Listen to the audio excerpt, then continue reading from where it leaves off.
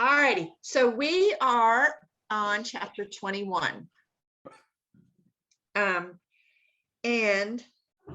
going to be going through a number of teachings by Jesus. Remember, does anybody remember where he is teaching? Where he is? He's in the temple, isn't he? Temple. Yay! 2 points to Nancy. There. Check mark for Nancy. Yes, we're in the temple.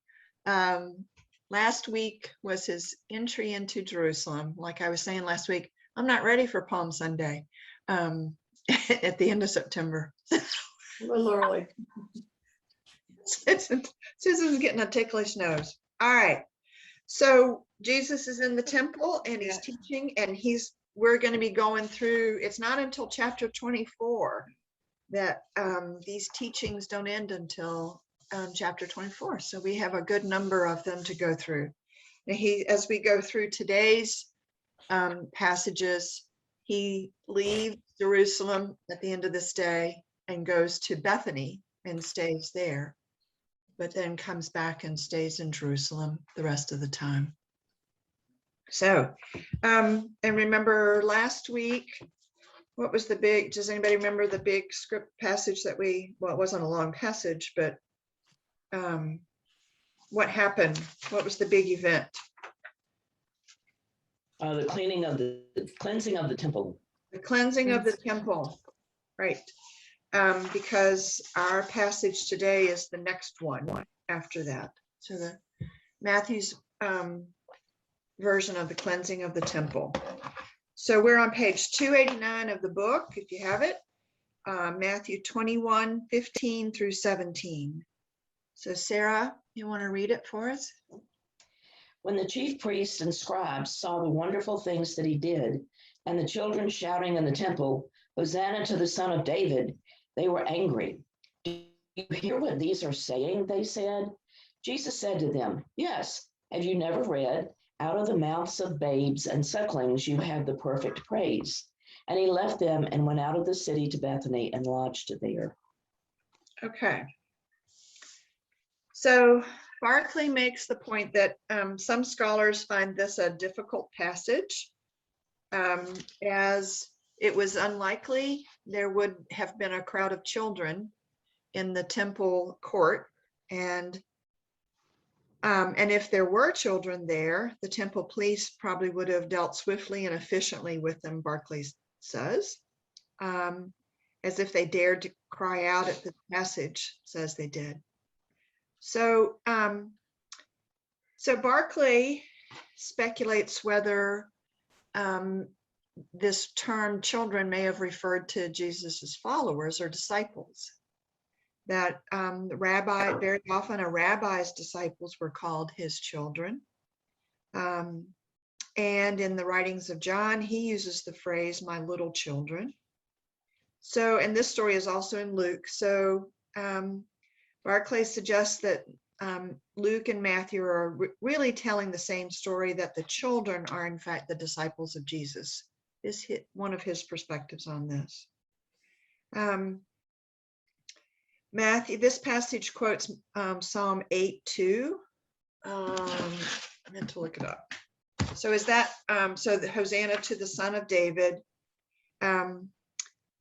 and that he says that quote makes it clear that Matthew had real children in mind, in that things were happening at the temple court that had never happened before. So maybe there were children in the temple court. So, and so the truth, sometimes Barclay talks about how children portray the truths in many ways that oftentimes we as adults have a difficult time doing or read. And he tells this, I think it's a beautiful story about a Danish sculptor who sculpted a statue of Jesus. And he wanted to see if other people, in seeing the sculpture, would get the reaction he wanted people to have. So he asked a child to come look at it and said, "Who do you think that is?" And the child answered, "It is a great man." That's not the reaction the sculptor wanted. So he scrapped that statue and started over. And again, when he had finished, he brought the child back and asked the same question, who do you think that is? And this time the child smiled and answered, that is Jesus, who said, let the children come to me. And so the sculptor knew then that he had achieved what he wanted to achieve. So I like this quote at the end of this section, the goodness which can meet the clear gaze of a child and stand the test of a child's simplicity is goodness indeed. It was only natural that the children should recognize Jesus when the scholars were blind. So how do you think we can hold on to that childlike innocence? How do we nurture that in ourselves? Well, it's impossible for me because I would have to not overthink something. I understand that completely.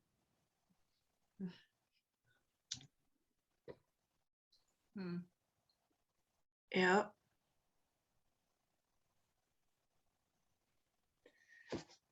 It's a tough one for us in our older ages to think of. How do we hold on to that genuine honesty and those genuine feelings? And I think they're still there, you know. Maybe just go with first impression, like, you know, the first thing that pops into your mind, your gut feeling. Mm-hmm. So I already did overthink it, and the sculpture took some time to create the first sculpture, and then I'm sure it took another year or so to do the next one. And I'm thinking, first he had a really innocent child, and then he had an older child who had been exposed to other images of Jesus. Mm. And so it might not be the same reaction. So Claire, welcome to the overthinking club. I think it's hard to be like a child and things because you learn so much at our age. Like we went to Maine and we went on a lobster boat with my mom and Bud and I, and the lobsterman was telling all these highfalutin stories, and I believed every one of them. And then he said, you know, that's what you get for believing a lobster man, you know, because none of it was true. You know, none of the stories were true. He was just telling big tall tales. And so I was believing all this stuff about lobsters. And sometimes innocence does that to you, you know, that you'll just believe whatever, you know, so whether it might not be true, but you believe it anyway as a child if you're told. Yeah. I mean, how long do you go believing in Santa Claus? You know, and Wait, what about Santa Claus? I think lay on the ground and look up. Mm-hmm. Yeah, I remember doing that as a child so much. Makes me sick. Right, just to take that time to look at the clouds and just try to pretend what you see in the clouds. You know, just the simplicity of that act, you know. Right, when you look up, you see eternity. True. Right. You know, when I think about that, I don't think about getting grass stains on my clothes or being bit by mosquitoes. I just remember the clouds, you know. Uh-huh. Yeah. So I'm contending that there is great value in us trying to maintain those simple moments from time to time in our lives. You know, just to Well, sit. like when you're out and you see a patch of clover and the clover flowers, doesn't it remind you of making clover, those little clover rings, you know, crowns for your head and things like that? And there were a couple of girls that I worked with last year that had just had a horrible year at school. And I went to see them in person, and we sat out in the yard, and there was clover growing in their yard. And I started just picking the flowers and making a clover chain. And they had never done that before. Oh. And they were just fascinated by that. This is great. Oh, I love this. So that was something. But anyhow, all right. So hold on to those simple moments and find out, look for them. When you've got children around you, it's not hard to do that, to find those moments, but I contend we still can do that.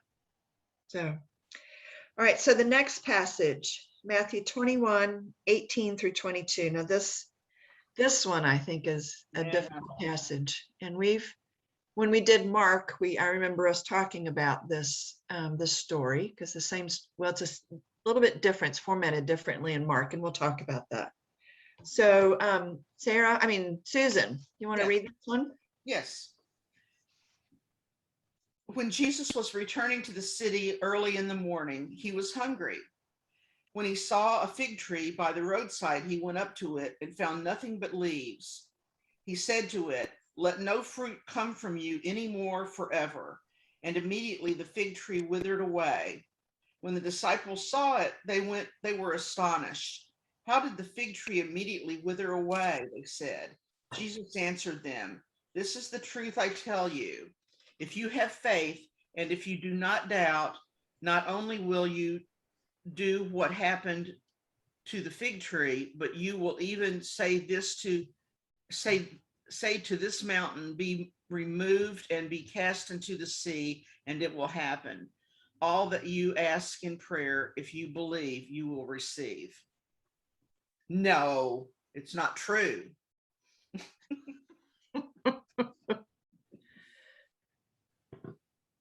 So what do you see as the challenging or difficult things in this passage? Well, Barclay points it out that this sounds like Jesus being petty. And Jesus was never petty. Mm-hmm. Yeah, that at face value, it seems that way. Because he couldn't get fruit off of a tree that it wasn't time for it to bloom. He's going to wither it and kill it. He's really upset about something. And it isn't a fig tree. Yeah. Yeah. So what about the part about the prayer? And we'll come back to talk about these, but do any of you see any difficulty what he says about prayer? All you ask in prayer, if you believe, you will receive. You can move the mountain. You can make a fig tree wither. You can move a mountain.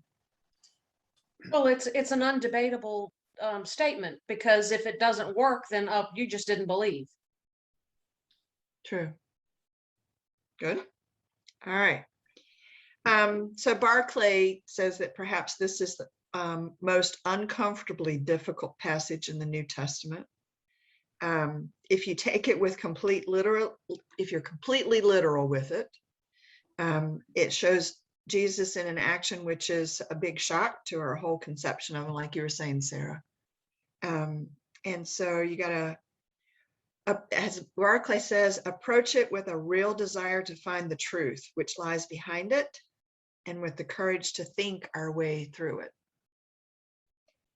So in Mark's version of this story, they went by the tree, Jesus cursed it, and it was when they came back by the next day that the tree had withered. So it wasn't an immediate action in Mark's version of the story. So Matthew presents it in a little bit different way. And apparently the withering of the tree was immediate. In the King James Version, it says presently the fig tree withered away, and presently in Elizabethan English meant immediately.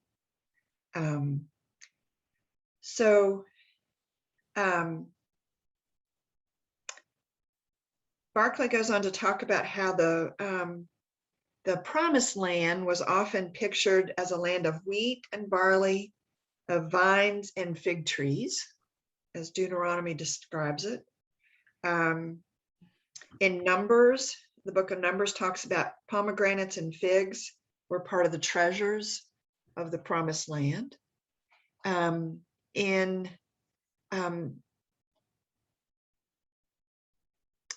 First Kings, Micah and Zechariah, they each talk about a picture of peace and prosperity where people sit under their own vines and their own fig trees. And Barclay describes a little bit different fig tree than what I think most of us are accustomed to. I'm thinking more of like a bush, but he describes what is more like a tree, not a big tree, but a tree big enough that you could sit under and be in the shade during the heat of the day. And then it's also important for this to do y'all remember from Mark, if you haven't read Barclay, about what the life cycle of, the fruiting cycle of the fig tree is? Because that's a key piece in understanding this passage. That in April, in reality, fig trees haven't fully leafed out even. And there's no fruit on a fig tree at that time of year. That's not, this time of year is when figs are ready to harvest. So, and there are two crops, Barclay says, from fig trees. I'm not familiar enough with fig trees in this part of the world to know if there's two crops off of a fig tree. I think I already told you all this, but my dad had a very small fig tree that was his pride and joy. And every year that fig tree would produce one fig, and it was in the fall, and he would save it for me.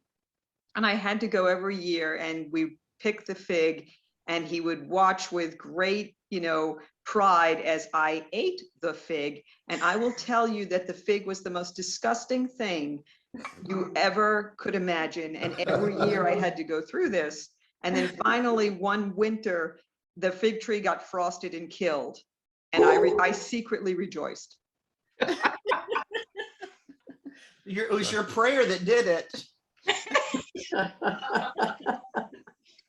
So I want to go back to the prayer here. I was trying to think who this is. Norman Vincent Peale in the 50s, the power of positive thinking and so forth. When you're talking about this type of prayer where you absolutely are locked in and you are going to get what you pray for.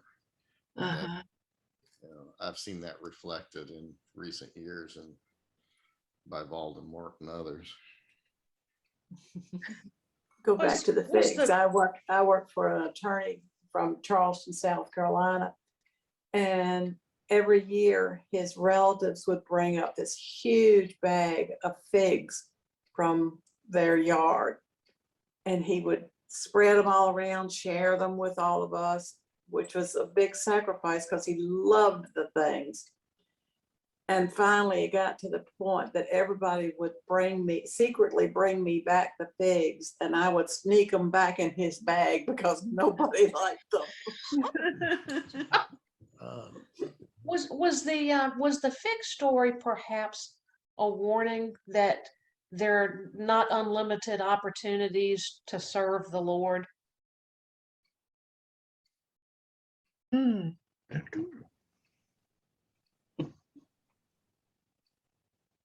The fig tree kind of missed the boat. Here comes Jesus, no figs. And look what happened. I never thought of that.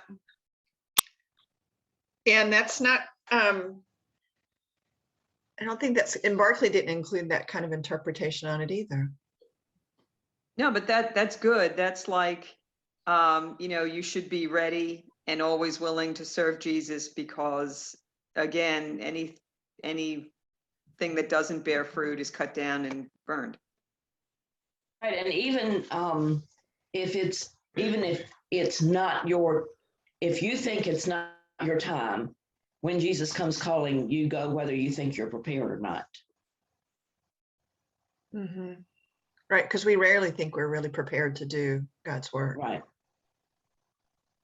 Yeah, because, and all right, so to piggyback on that though, Craddock and Boring in their commentary on this passage talked about how in Matthew, the word fruits, which in most translations is how, there was no fruit on the tree. He uses the word fruits figuratively in Matthew, the writer of Matthew does, never uses the word literally. And that fruits are good works, that they figuratively mean good works. So he uses, the writer of Matthew uses that fruits figuratively 17 times, which is the most of anybody in the New Testament in using the word fruits in that way. So that's a theme in Matthew's writing. The fruits representing good work. He is specifically talking to his disciples here, right? And maybe, thinking back to where they weren't able to bring us demon out of a person, and Jesus came and was able to do it. Maybe it's just an example of their lack of faith that they need to have. If they have the faith, that it will happen. Mm-hmm. So maybe he's giving them a lesson, in that, in preparation for what's coming up in the next series of chapters. Mm-hmm. Yep. Another analogy that Barclay refers to is in terms of what this could say about the nation of Israel, all right, that it had been brought into existence for one reason and one reason only, that it might become God's anointed one. And so the nation had failed in that function, and which was to welcome God's son. They, in living out the covenant with God. So could the figs represent that as well? So, but it's a unsettling message, that here Jesus is seems to be expecting fruits from a tree that it's not the right time of year for it to do that. And then withers it out, kills it. So we go from talking about enjoying the simple joys of childhood to, oh my God, we could be struck out. All right, but then to go on and talk about the prayer. Does anybody want to say anything else about the fig tree? Sorry, didn't mean to cut anybody off.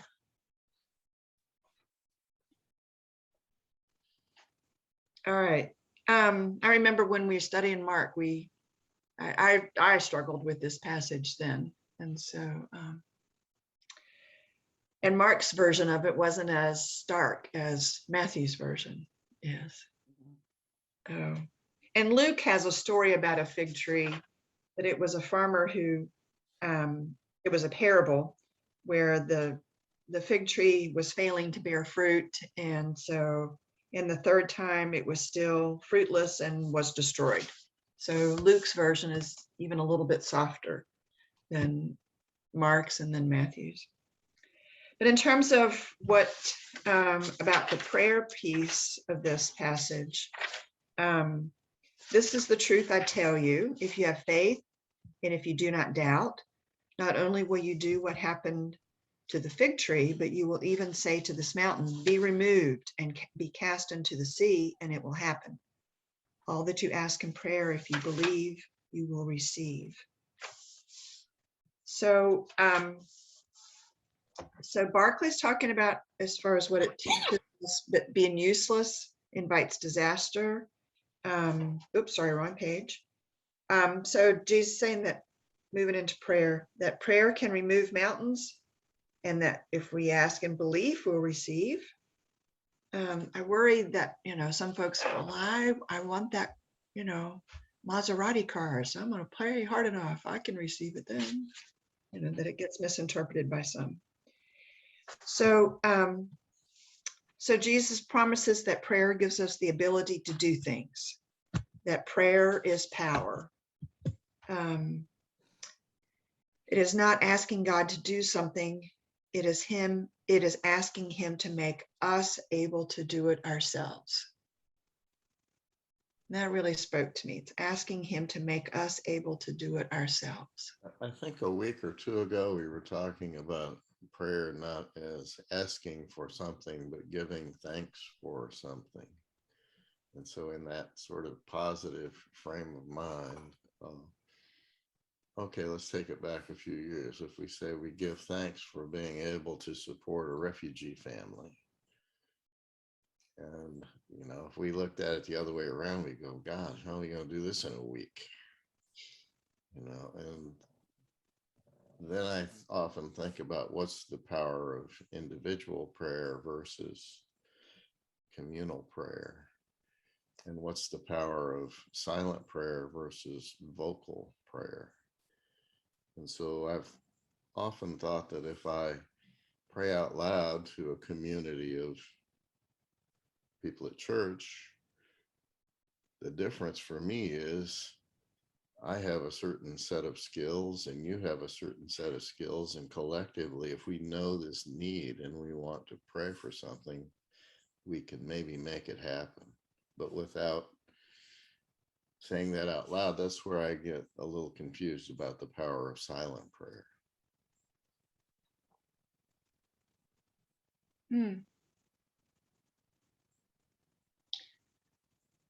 So what, silent prayer isn't as Well, powerful? silent prayer works for me. It can make me be focused more positively and more determined and whatever, and I can probably end up doing something that originally I believed I couldn't do. But if I pray to all of you, and I know Joe has a strong background in financial kinds of things, and Nancy has a perspective from her law enforcement work, and we all have different perspectives and experiences, and collectively, if we're aware of something we want to pray for, we can implement our skills to make that happen.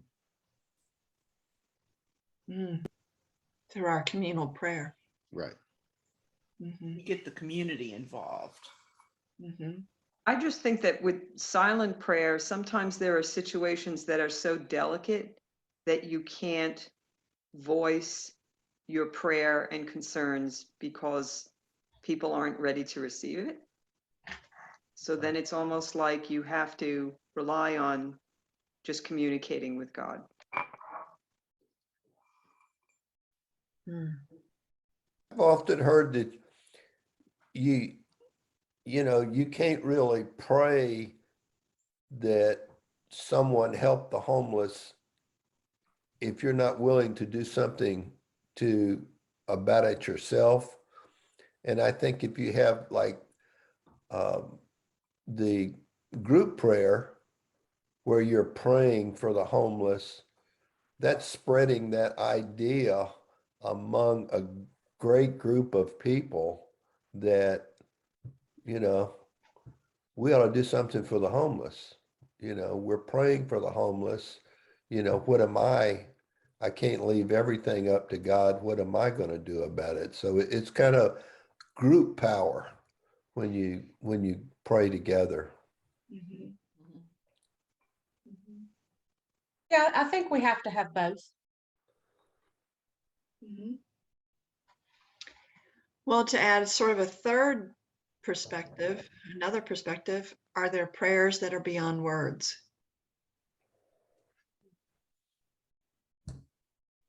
Yeah, I think some of my best prayer time is when I just try to close, you know, open my mind and not say anything. Just try to be in the presence of God, because I don't think that I have to say it. You know, whatever is confusing in my mind, then God knows. And so you don't have to have words. Isn't that meditation? Yeah, it's like meditation.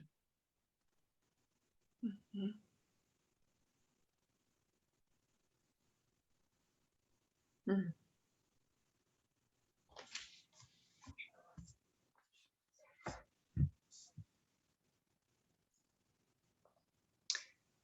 So to piggyback on all that and sort of pull together as far as what Barclay says, that prayer is the ability to accept things and to transform them, which we were talking about. And that it also brings the ability to bear things. That prayer doesn't remove the tragedy. It does not offer us a means of escape from the situation. It does not give us exemption from the task, but it does make us able to bear the unbearable, to face the unfaceable, to pass the breaking point and not to break.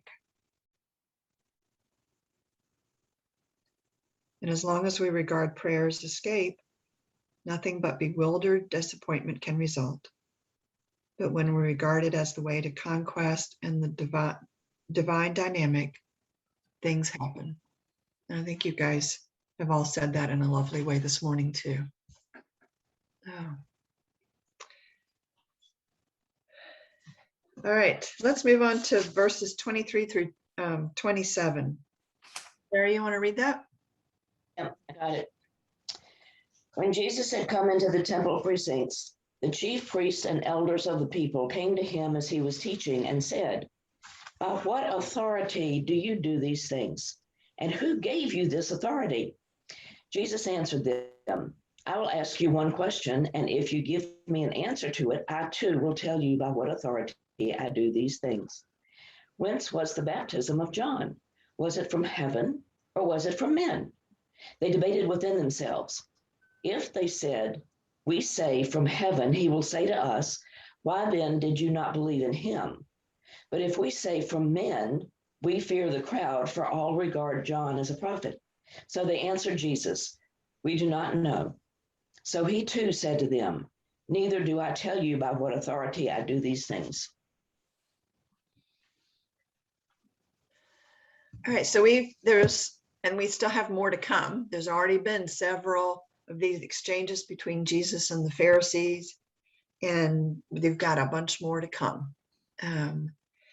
So Barclay contends that at this moment, Jesus wasn't going to give them he wasn't prepared to give them the direct answer, that his authority came from the fact that he was the Son of God. And to do so would have been to precipitate the end. He needs more time. Jesus is needing more time to do what he needs to do. So the dilemma for the Jewish authorities, if they said that the ministry of John the Baptist was from God, then they had no alternative to admit that Jesus was the Messiah. For John was pretty definite and unmistakable witness to that fact. On the other hand, if they denied John's ministry came from God, then they would have to bear the anger of the people who were convinced that John was the messenger of God. So Barclay says, I love that they gave the lamest of all lame answers. We don't know. So that was, creates Barclay describes a shameful self-humiliation. You've just humiliated yourself. But there's also a grim warning here. So there is such a thing as the deliberate assumed ignorance of cowardice. The assumed ignorance of cowardice. That's a pretty powerful way to see it. What is safe to say is not necessarily what is right to say.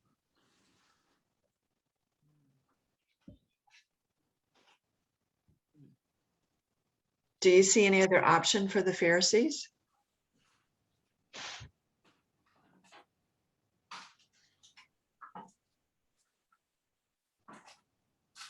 Well, I think if one of them had said something, they were kind of answering as a group, but anyone that stands up, at this point would be probably chastised by one group or another, so I'm thinking of the Pharisees that seemed to be on, what was it, who was it? The one who ends up giving a grave to Jesus, Nicodemus, wasn't he a Pharisee? And if he think was a so. Pharisee, and was he there? And or was he absent from this discussion? Did he not stand up at any time? But it's group dynamics, I guess. You just, is everyone really, are they all really against Jesus? And it seems from this that they are. They're trying to do the political sidestep here on the answering his question by just saying, we do not know. Yeah. It seems like when folks get really caught up into legalism, that there has to be a rule to address every situation. And we have to follow all those rules to the detail, that we miss the forest for the trees. Mm-hmm. And it becomes a self-perpetuating process. I think we all have lived through those situations at some point or another in our lives. And to see how the Pharisees, they're really getting a bad rap. And they deserve some of this for sure, but they just get so focused on the rules that they seem to be losing sight of the bigger picture. Well, I think too that they're saying where, they're directly questioning Jesus and saying, where does your authority come from? And he turns around and starts with a simpler question, in that he's trying to point out to them, well, what about John? Where did John's authority come from? And if you can't figure that out, how could you figure out or accept what I would tell you? These are a group of people who have benefited from the current system, the current power structure. And here comes Jesus wanting to upset the apple cart. So they are naturally hostile to him, especially if they're people, high-fiving and woohooing in the temple whenever he comes in. They're trying to protect a system that has benefited them over the years. Mm-hmm. Right. It becomes about self-preservation as opposed to the work of God and following the rules. Yeah.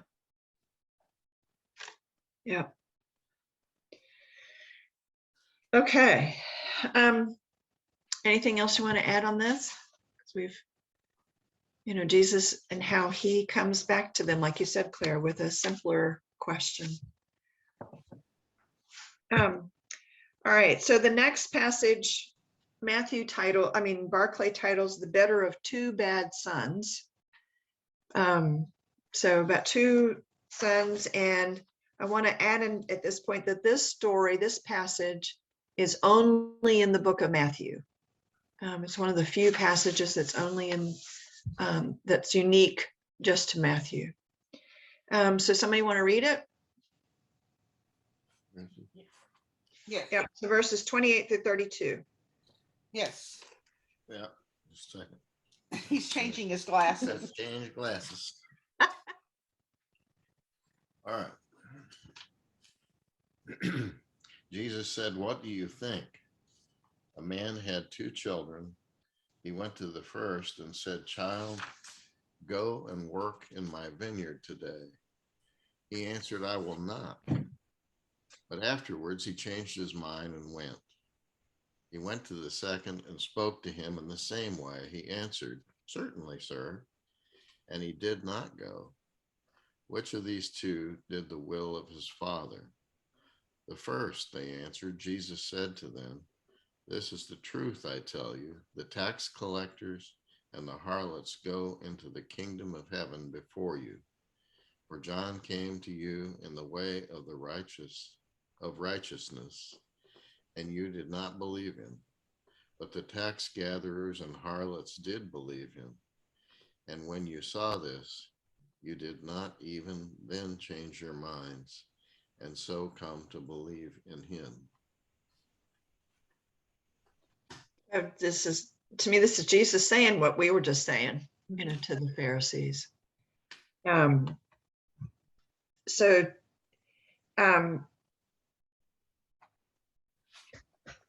Barclay, feels like that this parable's meaning is pretty clear, that Jesus is talking about the Jewish leaders or the people who said they would obey God and then didn't. And the tax collectors and prostitutes are those who said they would go their own way and then took God's way. And the tax collectors and harlots can also be representative of the Gentiles as well.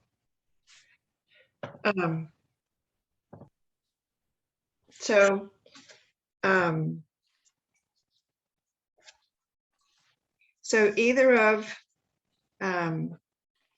these two sons are not, while one did eventually go about doing it, neither of them are exemplar citizens.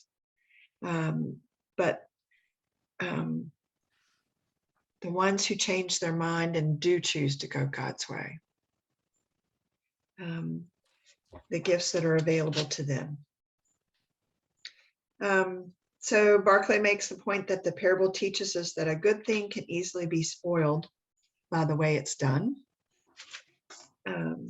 Anything else you want to add? I think hearing the parable makes you want to go back and reread what he said before it, because it seems like this is kind of the core of what he's trying to get across, in the previous verses. Right. And it's amazing how the parables, help you, look at it from a different perspective and get the heart of the idea that he's trying to teach. Right. That's what the parables are about. You go for the heart of the meaning. Yeah, the fig tree, wasn't doing what he thought the job should be. The various things people weren't, the Pharisees weren't doing God's will, and just to sum it up in this parable, I think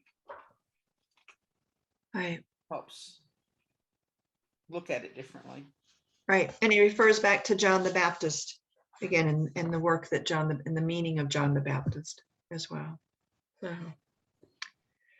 all right. So we were talking about the parables, and usually with parables, you don't look at each individual detail. You look at what the whole meaning is. But this next passage is different. It is, the commentators refer to it as an allegory, that this is one that you do look at the details. You do look at the meaning of each piece of this story. Okay. So I'll read it for us. All right, we're at verses 33 through 46. So listen for the details. And Jesus said, "Listen to another parable. There was a householder who planted a vineyard and surrounded it with a hedge and dug a wine press in it and built a tower and gave it out to cultivators and went away. When the time of the fruits had come, he dispatched his servants to the cultivators to receive his fruits.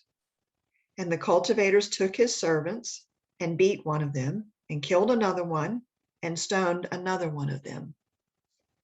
Again, he dispatched other servants, more than the first. They did the same to them. Afterwards, he dispatched his son to them. They will respect my son, he said. But when the cultivators saw the son, they said to themselves, this is the heir. Come, let's kill him, and let's take the inheritance.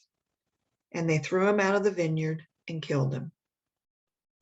When the owner of the vineyard comes, what will he do to these cultivators? They said to Jesus, he will bring these evil men to an evil end. and he will give out the vineyard to other cultivators who will pay him the fruits at their correct time. Jesus said to them, "Have you never read in the scriptures? The stone which the builders rejected, this has become the headstone of the corner. This is the doing of the Lord, and it is amazing in our eyes. That is why I tell you that the kingdom of God will be taken from you and will be given to a nation which produces its fruits. And he who falls against the stone will be broken, and it will shatter to powder on him who it falls." When the chief priests and Pharisees heard his parable, they knew he was speaking about them. They tried to find a way to lay hold on him, but they were afraid of the crowds, for they regarded him as a prophet. All right, so who's the householder who planted the owner? God. God. God. All right. And remember Matthew and his word, using the word fruit. All right.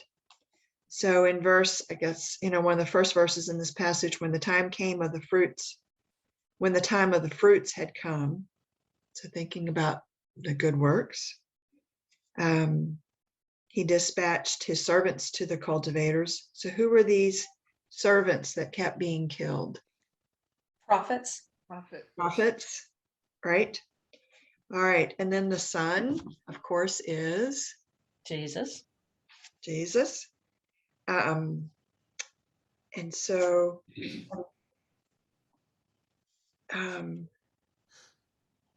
there was another use of the word fruits.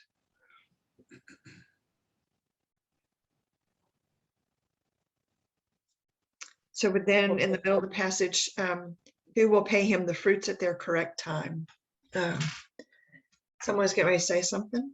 No, I was going to read that. Yeah. Okay. And then the vineyard itself is representative of what? The kingdom. Okay. The Jewish nation. No. Oh, okay. Because that's where the work is, the fruits are, supposedly. All right. So Barclay goes on to talk about, that this scenario, as far as how this vineyard is set up, is pretty typical at the time.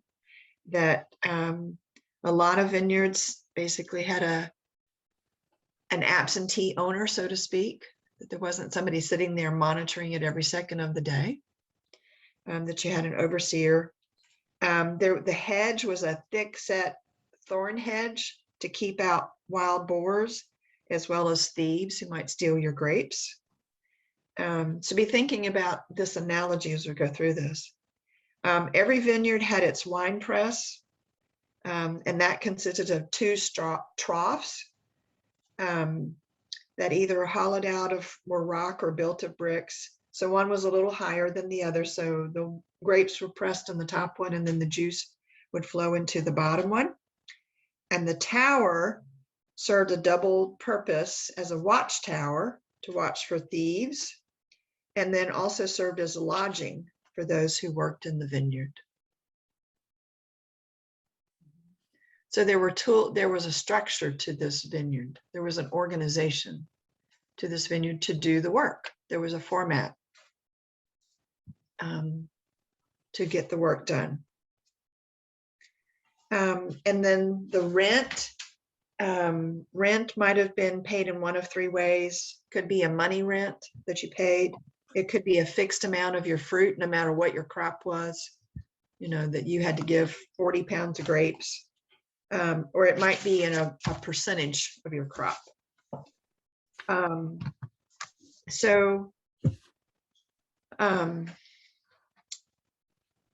There was, at those times, think about these times, Romans have occupied the area, right? So there's a lot of unrest going on during the time when Matthew's writing this. And also Matthew is writing this book somewhere 10 to 20 years after the temple had been destroyed. when there had been a tremendous amount of upheaval for the Jewish world.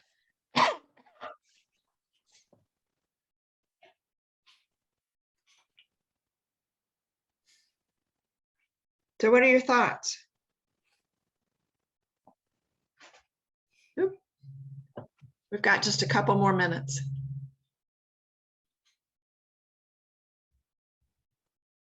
I think this is one that we get it's pretty clear for us. Barclay makes the point that this story tells of God's trust in human beings, his patience. There are multiple messengers sent, but then his judgment in the end. The master of the vineyard took the vineyard from the cultivators and gave it to others.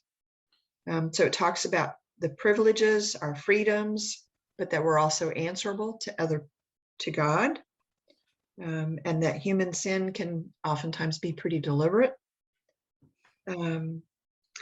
And Barclay makes the point that this story tells us about the claim of Jesus, the sacrifice of Jesus. And Jesus, he has no doubt about what lays ahead for him. And this is another time that he's telling the people he's teaching about what's ahead. It's a big change from when he said to the woman, with the crumbs and the dogs under the table. He said, I have come to preach to the nation of Israel. And here he says, what I mean is that the kingdom of God will be taken away from you and given to a nation that will produce the proper fruit. So he's just saying that, the kingdom's going to be given to the Gentiles and to everyone, but the people who I was sent here to. So that's a big shift. Because what's through my mind is how Christianity are Gentiles. That it didn't take long before the bulk of Christianity became Gentiles. And that's not to say anything negative about the Jews. Well, except for the Jewish people that followed the way. Yep, but there were those. Right. Well, it's 10:55, so it's time for worship. So blessings to all of you this week.